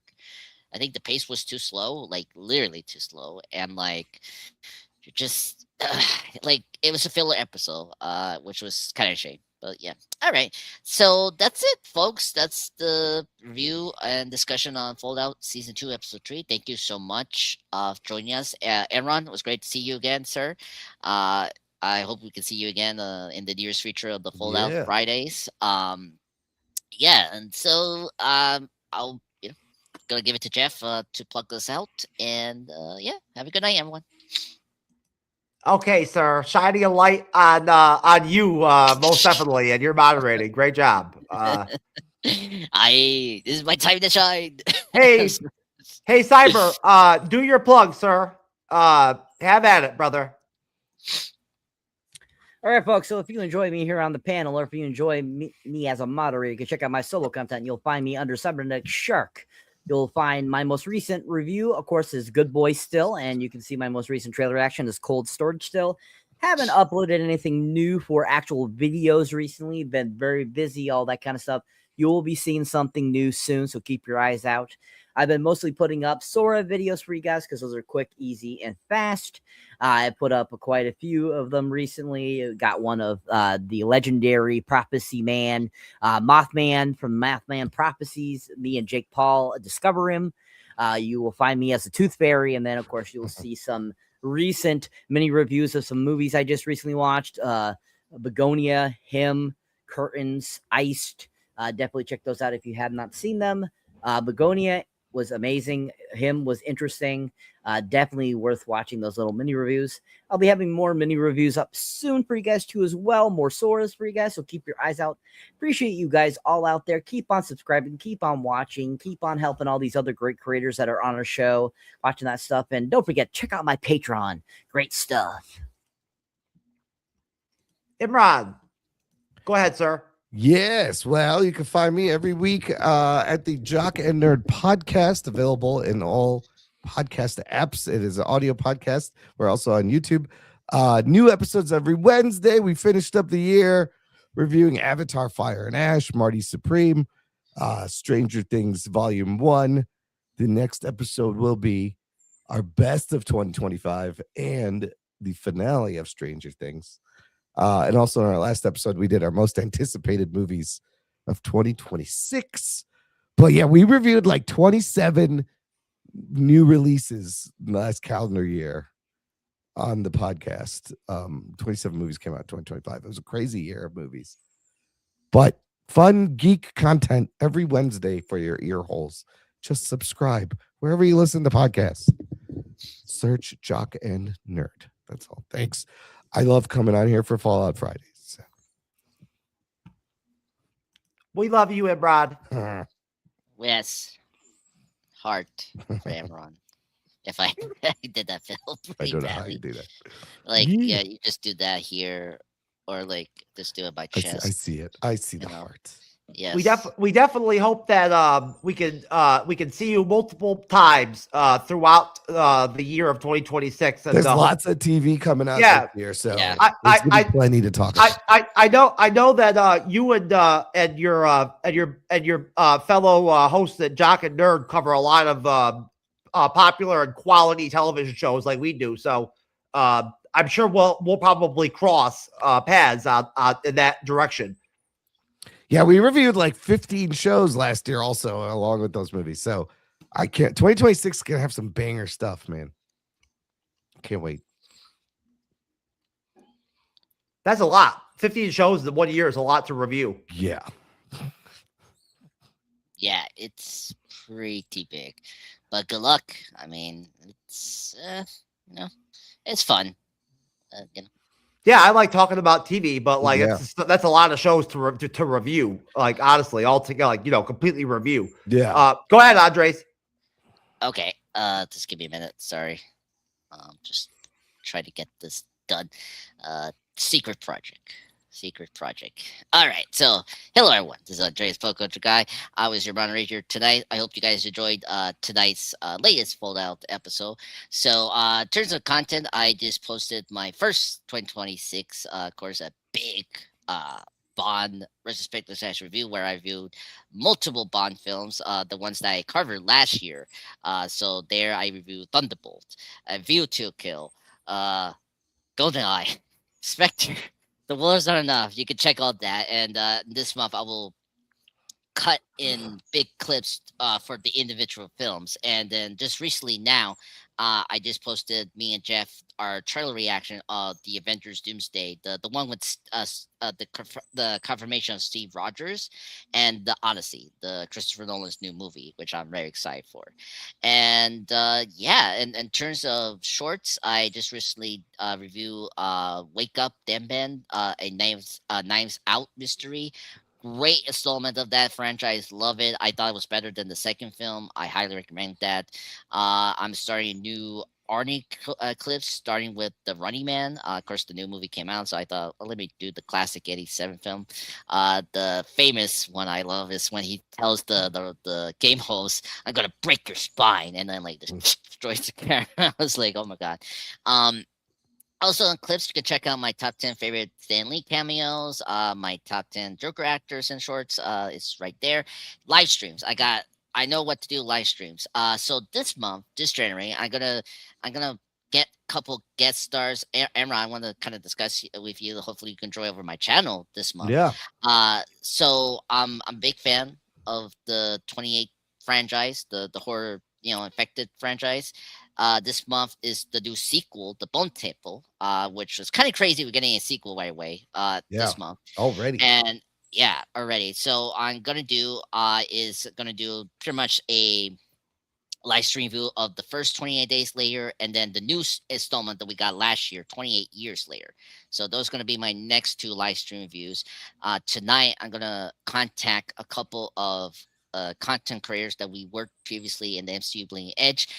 Thankfully, the Bond Mania was successful.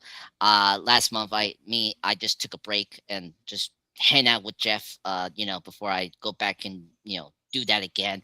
So this month and February, I'm going to do more like reaching out, you and other previous, collaborators that we worked with MCU Bleeding Edge for a couple years. And so that's the plan. So I know what we're going to do with February. I'm going to reveal that yet. After this month is over, I can reveal that. So that's where I'm at right now in terms of my content. It's going to be new stuff. I know what I do with my shorts. There's consistency. So you're going to get one movie view, one TV show, and a bunch of movie clips in the shorts. So that's all I have right now. Thank you so much. Okay. All right, folks. For Cyber, for Andres, for myself, Jeff S., aka True Knowledge, for Imran and Jock and Nerd, we're out of here. We'll see you later. We're back again next week for DC animated movie reviews. Peace.